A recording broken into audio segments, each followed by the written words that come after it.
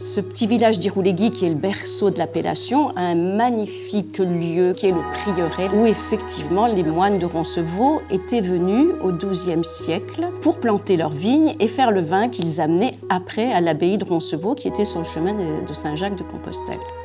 La vigne, effectivement, ici, a complètement disparu avec le phylloxéra. Beaucoup de choses sont reparties grâce à la création de la cave en 52, qui a permis donc à l'Irouléguy d'exister, de perdurer, notamment jusqu'à l'obtention de l'AOC en 1970. Ensuite, nous étions un peu cette deuxième vague dans les années 80. C'est sûr que là, il y a une nouvelle dynamique qui s'est créée. On a replanté les premiers blancs, c'était en 87. Et on a donc produit le premier Irouléguy blanc en 1989. Donc c'est notre génération qui avons replanté, vinifié et qui maintenant pouvons découvrir un peu le potentiel de vieillissement des vins. C'est vrai que cette petite appellation, elle bénéficie beaucoup du travail des anciens.